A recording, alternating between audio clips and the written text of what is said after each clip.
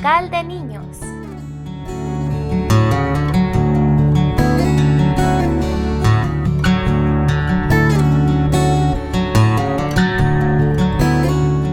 Orar los unos por los otros.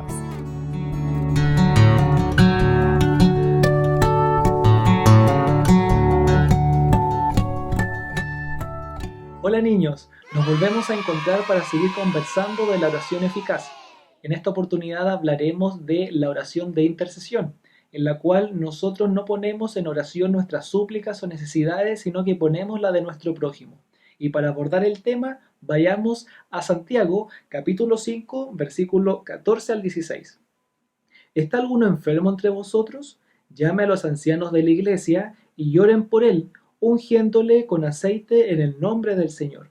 Y la oración de fe salvará al enfermo, y el Señor lo levantará, y si hubiere cometido pecados, le serán perdonados. Confesaos vuestras ofensas unos a otros, y orad unos por otros, para que seáis sanados. La oración eficaz del justo puede mucho. El Señor nos invita en estos versículos a que debemos orar unos por otros, para que el Señor responda a nuestras oraciones y tenga misericordia de sus hijos. Pero para poder interceder por otros en nuestras oraciones, en primera instancia debemos estar conformados como hijos de Dios. Cuando nosotros reconocemos que nuestro Señor y Salvador es nuestro Redentor, el que reina en nuestras vidas, formamos parte de la familia espiritual. Y todos aquellos que hacen esta misma confesión de fe son hijos de Dios, como lo vemos en Juan capítulo 1, versículo 12. Mas a todos los que le recibieron, a los que creen en su nombre, les dio potestad de ser hechos hijos de Dios. Cuando reconocemos que Él es nuestro Salvador, formamos parte de esta gran familia y Él nos da esa potestad, esa autoridad de ser hijos. Y cuando nosotros somos hijos y conformamos este cuerpo de Dios, podemos interceder por otros. Recordemos que nuestra oración siempre debe ser en relación a Jesús, para que sea Él el que interceda por nosotros ante el Padre Celestial y el Padre responda a nuestras súplicas y oraciones. Así como nos comenta Juan, capítulo 14, desde el versículo 13 al 14. Y todo lo que pidiereis al Padre en mi nombre, lo haré, para que el Padre sea glorificado en el Hijo. Si algo pidiereis en mi nombre, yo lo haré.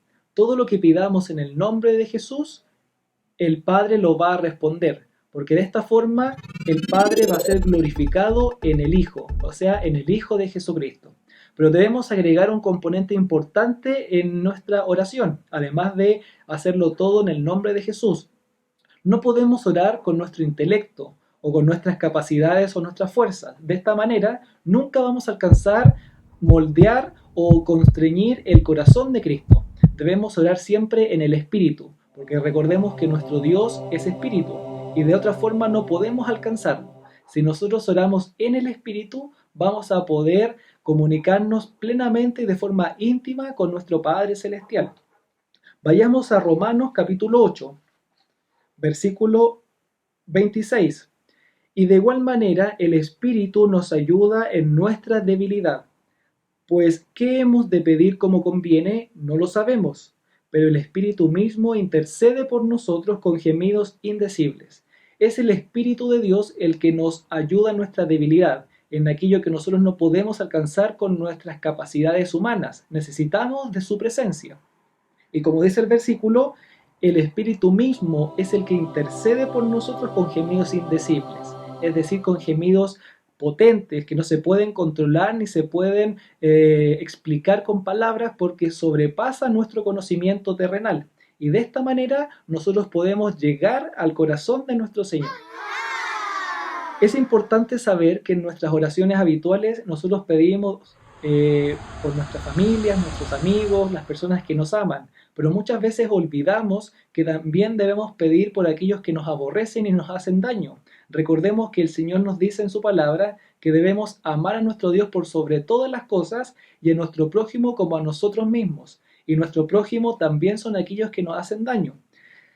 Vamos a ir a Mateo capítulo 5, versículo 44. Pero yo os digo, amad a vuestros enemigos bendecid a los que os maldicen, haced bien a los que os aborrecen, y llorad por los que os ultrajan y os persiguen. El Señor nos manda que debemos amar a nuestros enemigos y debemos orar por ellos.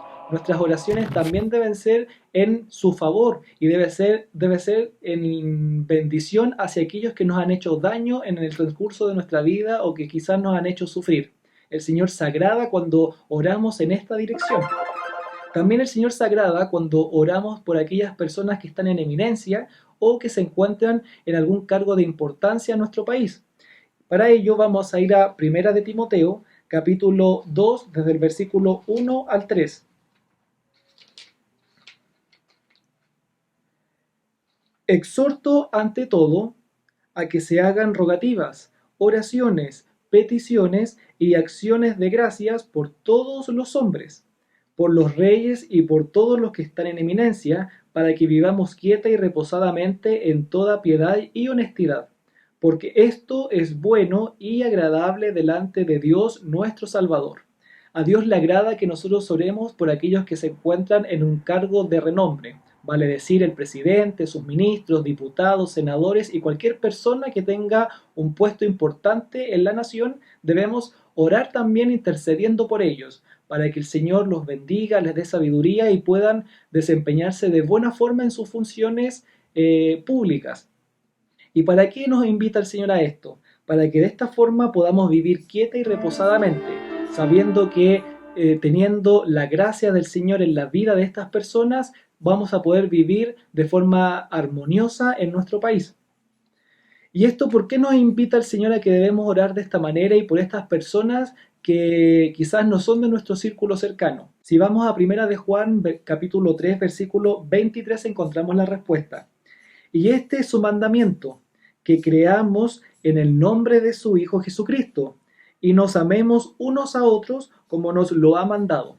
Nosotros debemos amarnos entre todos, independientes seamos cercanos, conocidos o quizá personas que nos hagan daño, debemos amarnos por igual porque es un mandamiento de nuestro Señor y Él quiere que todos sean bendecidos en el nombre de Cristo. Vayamos ahora a Efesios capítulo 6, versículo 18, 19 y 20.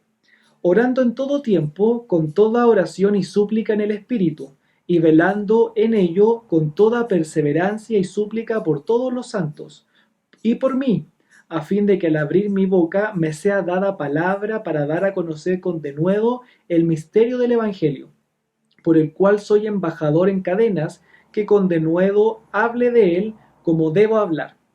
Muchas veces olvidamos de que nuestras oraciones deben ser para que nuestro prójimo, que quizás no conoce a Cristo, se acerque a Él y pueda reconocerlo como su personal Salvador.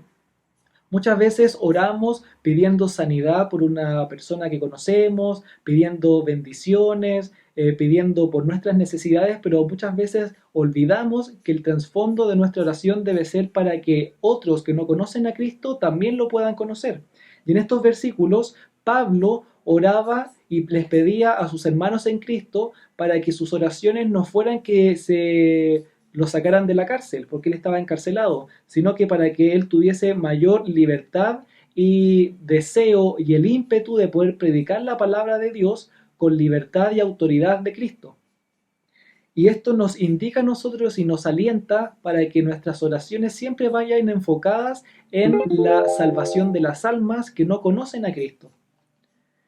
Algo más importante y que también es relevante de decir es que nosotros al orar al Señor debemos pedir perdón por nuestras iniquidades, por aquellas cosas que hemos hecho mal y que no están a la altura de nuestro Señor.